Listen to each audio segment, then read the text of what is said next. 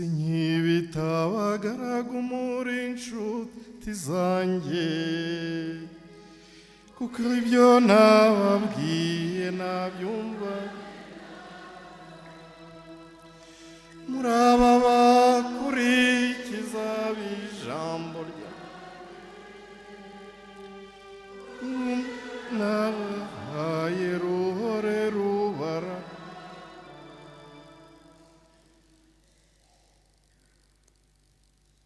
Babyeyi, nshuti, bavandimwe, cyane cyane muryango mwiza wa Gatanazi Christiani, bihaye Imana basaseredoti muri hano, Banyagikondo muri mu gahinda gakomeye ko kubura umushumba mwakunze nawe akabakunda.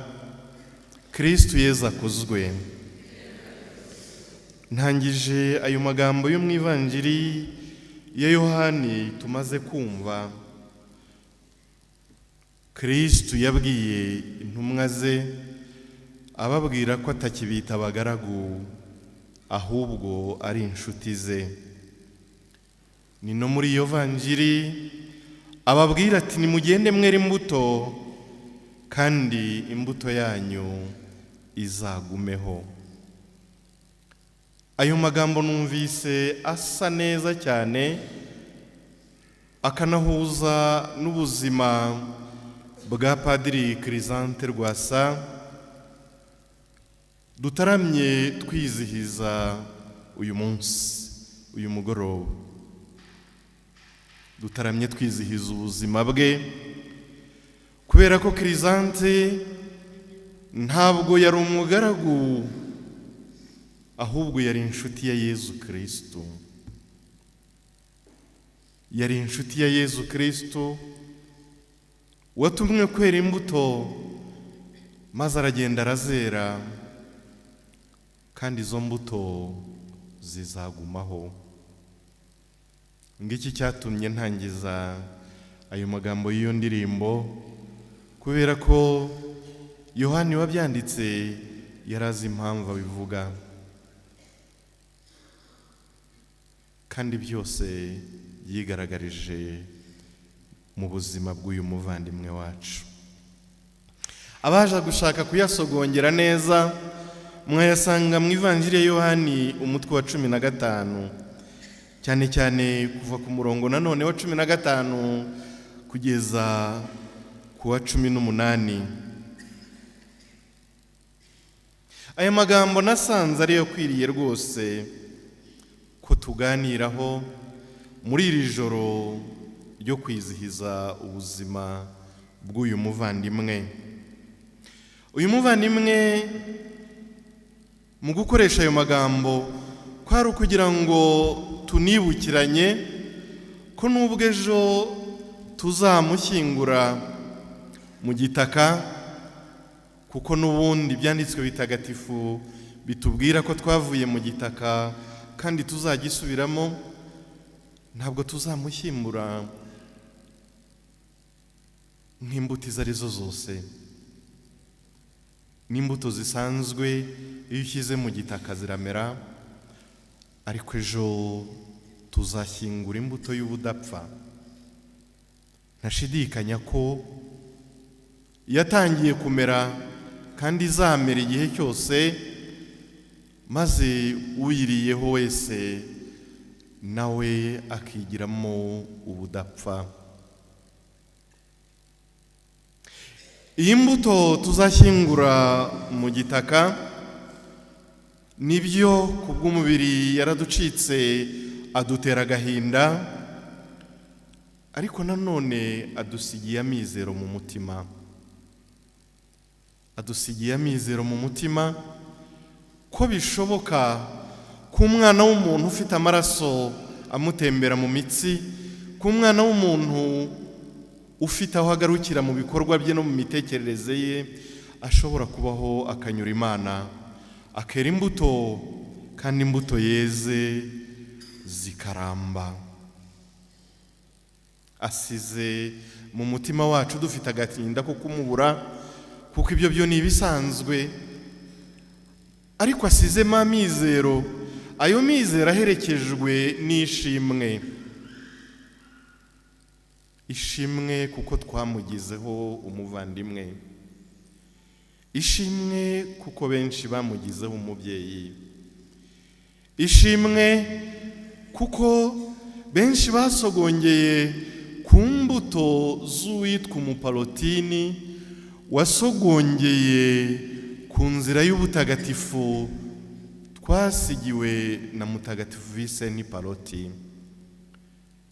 Yajyaga yifuza kuba ifunguro ku bashonje, none umwe mu bahungu be Padiri Rwasakirizanti yabaye ifunguro kuri benshi. Hari abariye kubera ko bamufite. Viseni Paroti, uwo mubyeyi wacu, umwe waturembuje ngo dukurikire Kristo, yifuzaga kuba inzu ngo maze ababuze aho bugama bugame munsi y'icyo gisenge. None umuhungu we mu mwizingiro n'ingendo yabaye icumbi kuri benshi. Bamwe basigaye birahira ngo koko burya Imana izabayo, kuko batanyagiwe n'imvura y'amahindu, ntibicwe n'imbeho yo mu itumba. N'ubu baracyasingiza Imana izabayo, kuko umuhungu wa Viseni Paroti, Padiri Rwasakirizanti, yujuje igitekerezo cy'umubyeyi watweretse iyi nzira.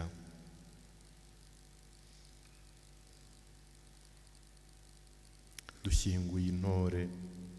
Dushyinguye intore isize imbuto ziryohereye, yuzuyemo ya mabanga nyine ya Viseni Paroti, ariko nawe yakomoye kuri Yezu Kristo umukiza wacu.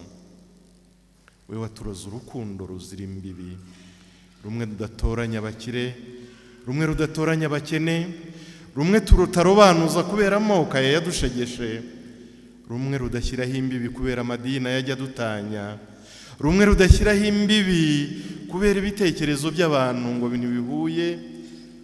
Rwa rukundo rurenga imbibi zose, rukarenga n'iz'ibihugu, rukajya mu mahanga, naho rukarasendera.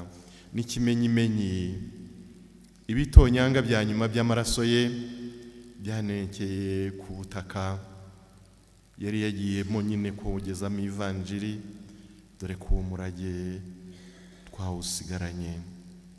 Iyo ni imbuto yuzuye ubudapfa. Iyo niyo mbuto ejo tuzashyira mu gitaka, nk'uko nabivugaga, ikazashibuka ubudapfa kuri benshi, kuko hari abayivomyeho nyine ubwo budapfa yibitsemo. Adusigiye ibanga. Ni nayo mpamvu navuze ngo iyi vanjiri ya Yohana umutwe wa 15, aho Yezu atubwira ko tutari abagaragu turi inshuti, nabitekerezaga kuko ejo tuzashyingura inshuti nyanshuti ya Yezu Kristo. Ndabihamya, Kirizanti yari inshuti ya Yezu. Ndabihamya kuko ntabyumvise, ndabihamya kuko nabibonye mu migirire ye no mu mikorere ye. Reka mbivuge nka superiyeri. Kubwira Kirizanti ngo nguhaye ubutumwa aha n'aha, icy'ingenzi kuri we nuko ajya kuvuga Yezu, ibindi ntibimureba. Aho twamutumye hose, arwaye cyangwa ari muzima, icy'ingenzi nuko aba ashobora kuvuga kandi akamamaza inshuti ye. Ntabwo yari umugaragu, yari inshuti ya Yezu. Iryo ni ryo banga dusigiye. Ubu jyewe ndamubona nk'umwarimu w'abasaseredoti b'ejo hazaza. Kubera iki? Nabihamya nkabihamiriza ejo hazaza hazakenera abasaseredoti bitwa inshuti za Yezu, bitwara nk'inshuti za Yezu, kuko nibo bazabasha kumvwa na rubanda.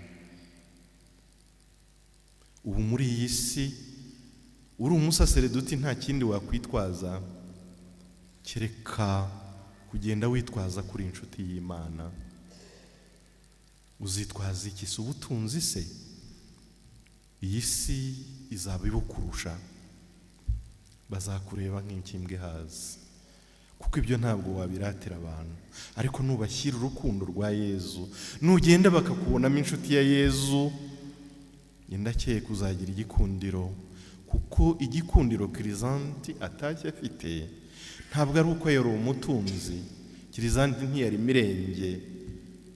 Ndakeka ko abazi ubuzima bw'abapadiri, yewe ndabivuga kuko mbizi, icyamuteraga igikundiro ni urukundo yakundaga abantu, inshuti za Yezu. Agiye ari isomo ku basaseredoti b'ejo hazaza, kubera ko ikintu isi izaba yumva izaba ikeneye, uretse ko n'ubu ngubu ngira ngo niko bimeze, nta kindi cyo gutamika abantu uretse kubaha Yezu, kubamuha mu Eucharistia, kumuha Yezu mu ijambo bahabwa no mu rukundo babona. Ngiki cyateye igikundiro Kirizanti. Umusaseredoti uzashakira igikundiro ahandi hantu ntabwo bizakunda muri iyi si turimo. Iri rero ni isomo rikomeye adusigiye. Ntabwo ari n'isomo ku basaseredoti gusa, ni n'isomo ku mukristo ari we wese. Nabihamya umukristo w'ejo hazaza, ndetse n'uyu munsi azaba ari uwiziritse kuri Yezu wenyine gusa, kuko ibindi byose byo biduca mu myanya y'intoki.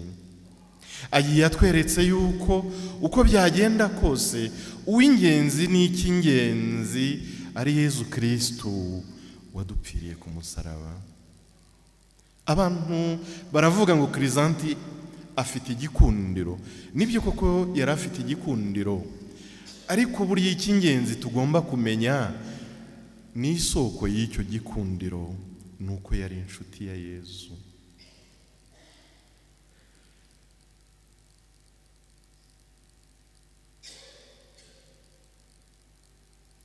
Inkuru nziza yamutashyeho igihe yemererwaga kwinjira mu muryango w'Abapalotini. Niho yari amaze kugira icyizere ko noneho ya nshuti ye yitwa Yezu bagiye kubana, akamukorera atitangiriye itama. Ibi ndabivuga kuko hari aho mbizi. Rwasa Kirizanti mu buhamya mwumvise, ndetse n'ubundi muzumva ko mu kwiha Imana kwe icyo yagamije cyane ni ukwibereye inshuti ya Yezu. Ariko nagira ngo mbihereho mbabwira n'ibanga yari afite. Burya kuba inshuti ya Yezu ni uko uri inshuti y'umubyeyi Bikira Mariya. Kirizanti yari inshuti ya Bikira Mariya. Kiriya gikundiro nta handi yagikuye. Burya kandi umusaseredoti wari we wese ukunda umubyeyi Bikira Mariya, Yezu amuha igikundiro mu bantu, kandi amuha imbaraga zo kuzuza ubutumwa bwe uko byaba bimeze kose. Uwo ni Kirizanti dutaramiye aka kanya. Mu mibereho ye nk'umuseminari, akataje agana ubusaseredoti, yitoje kuba inshuti ya Yezu, kandi koko biramukundira. Maze umunsi yakoraga amasezerano ye ya burundu mu mwaka w'1999,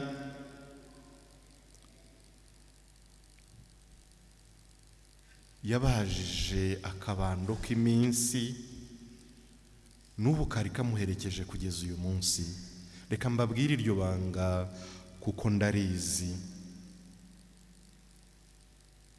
Mu byo yadusigiye nk'umurage, hari ijambo ryiza yanditse, nditekereza nkumva roho y'uyu muntu yari roho kuko itagatifujwe. Yarakataje arandika ati, Mana yanjye,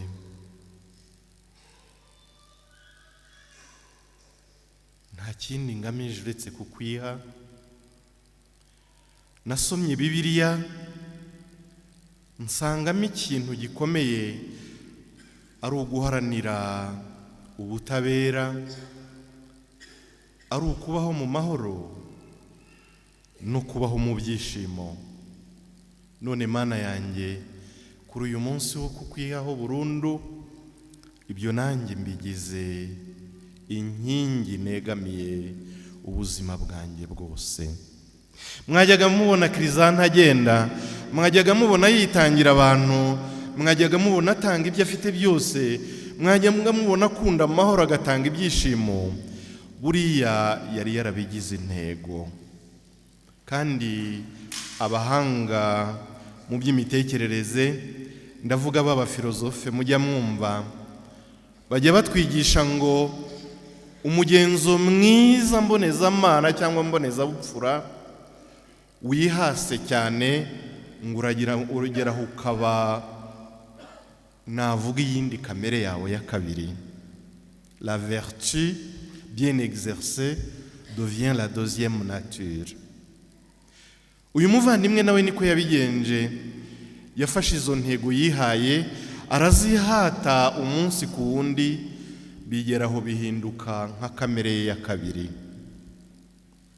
Kuri Rwasa, ubutabera, kumubwira ngo akize abantu cyangwa afashe abantu kubunga mu butabera busesuye, muri kwa kuri kwe kuzira imbereka iyo ari yo yose, yabigize intego, birangije biba ubuzima bwe bwa buri munsi.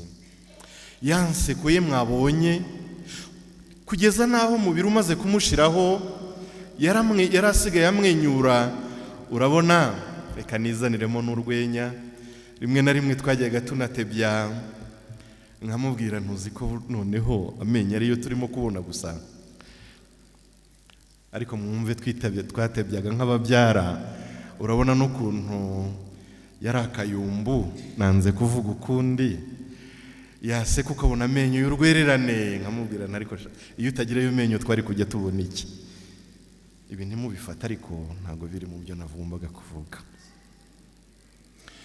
Ndashaka kubivuga kugira ngo nite cyane kuri ibyo byishimo byamuranze kugeza ku munsi wa nyuma. Yabigize intego, birangije biba nka kamere ye ya kabiri. Burya rero icyo wihase kigeraho kigakunda. Buriya naho yaduhereyemo isomo ryiza cyane, ngo twihate imigenzo myiza mbonezamana na mbonezabupfura, ntituzatungurwa nigeraho ikaba ndetse na kamere yacu ya kabiri. Aho niho dukura igikundiro cy'Imana n'abantu. Aho niho dukura kubasha kwizerwa n'abantu, tutishingikirije ibyo dutunze, tutishingikirije ibizigira binini, dore ko ari isi ishaka kudushukira, ahubwo twishingikirije icy'Imana yaduhaye. Rwasa Kirizanti, Yezu wakunze, ibyo wiyemeje yagufashije kubigeraho, natwe ujye udusabira tuzabigereho muri ubu buzima bwacu. Yezu wakunze yaguhaye gusogongera ku bubabare. Rwasa Kirizanti yarababaye, reka mbivuge, yarababaye. Simbakura umutima, ariko mu buhamya nigeze kubaha, ndababwira ko nageze kumujyana kwa muganga Igikonko. Muganga ubwo yari yaraye nabi, mu nda bimeze nabi, kigiyemo cyose kigaruka. Mujyanye kwa muganga, bafotoye kwa kundi bakora nyine bamucisha mu cyuma. Muganga nyeretse ifoto y'igisebe cyarimo, nanjye ubwanjye ndamubwira ngo mbabarira nzakireba nitonze kandi niteguye. Cyari kinini cyane, ariko dutashye Rwasa ataha nseka ngo yewe ngo nawe uri umunyabwoba. Namubwira nti Rwasa, ubu ndeba ndi umunyabwoba ariko mfite ishingiro. Ariko wabonye ikintu kiri mu nda yawe? Ngo none se ko kiri mu yanjye kiri mu yawe? Kwa kundi yajyaga asubiza nyine. ariko mu by'ukuri kubireba byonyine wumvaga nawe ugifite mu nda. Ubwo bubabare yarabugendanye. Ubwo bubabare nk'uko mwabyumvise twabuteganya indege agenda babara, tujya i Nairobi babara, ageze yafatwa n'isepfu. Nimwumve isepfu yazamuraga ibyo mu nda byose, harimo rwa ruseberunga n'umusozi. Yarababaye, ariko burya umuntu ufite ukwemera n'ukwizera, imibabaro ye rimwe na rimwe ayihinduramo ibindi bintu byiza. Nawe ubwo yitangiye ubuhamya aravuga ngo ibigeragezo byanjye nabyakiranye ibyishimo. Ubwo rero naje gushakisha ibanga, nsanga ibanga nta rindi. Kirizanti yamenye yuko nta mugaragu usumba shebuja. Ako kantu murakumva? Kuko naho ngaho ngiye kurangiriza. Umuntu uzakurikira Yezu, umuntu uziha Imana, umuntu uzajya mu by'Imana, umuntu uzifuza kuba umusaseredoti wa Nyagasani, ariko ukumva utagera mu bubabare, dans une souffrance salvifique, rwose waba waribeshya amayira, kubera ko nta mugaragu usumba shebuja. Uwakurikiye Yezu wese nimurebe hejuru hariya, birangira amaboko ye arambuye ku musaraba. Utabyemeye ntubura umukirisitu nyine, utabyakiriye ntubura umukirisitu nyine. Kirizanti yarabyakiriye, amenya ko nta mugaragu usumba shebuja. Mu bubabare bwe hakiriyemo benshi, n'ubu baraza kuduha ubuhamya. Ikindi cyanteye kumenya ibanga nuko Bikira Mariya, Kirizanti yakunze Bikira Mariya, dore ko yanabaye umuyobozi w'ingoro ya Bikira Mariya w'Ikibeho. Yahavuye yaramenye yuko nta mwana wa Bikira Mariya utana n'imibabaro. Ububabare bwe bwarushaga kumwemeza ko ari umwana wa Bikira Mariya wujuje ibyangombwa. Kubabara kwe kwamuteraga kumva koko iryo shema ryo kubabara kugira ngo abandi bakire, ari naho umubyeyi wacu yanyuze. Ndavuga umubyeyi Bikira Mariya. Izo nzira zose mbabwira nizo zituma no mu rupfu rwe Kirizanti agira igikundiro. Abo twari kumwe ku kibuga cy'indege, abo twari kumwe ejo kuri moruge, ubanza tuzagira ubundi buhamya dutanga. Nkimubona nabonye umugabo ufite isura nziza cyane. Ntangira kwibaza niba ari Kirizanti narinze. Ndabeshya Theogene? Agasura keza cyane utamenya ko amaze iminsi 10 apfuye. Buriya rero ririya nibanga. Iyo umuntu apfiriye muri Nyagasani, ubwiza bw'Imana bumusakaramo ku buryo bugaragara no mu ruhanga rwe. Iryo nibanga. Ntiwapfira mu Mana ngo hanyuma ugaragare nabi n'imbere y'abantu. Reka da. Buriya nibwa bwiza bw'Imana bugaragara no mu ruhanga rwe. Namwe ejo nimumusezera ko muzareba. Nukuri naratangaye. Hanyuma imbere y'iryo banga ndakonozwa ry'Imana, icyo nshoboye ni ugushyira amavi hasi gusa, ibindi ni amabanga y'Imana. Padiri Rwasa Kirizanti, udusabire aho uri hose mu kadirishya k'ijuru ry'Imana. Dore mpagaze kuri ya ntebe wigishirizagaho amabanga y'Imana.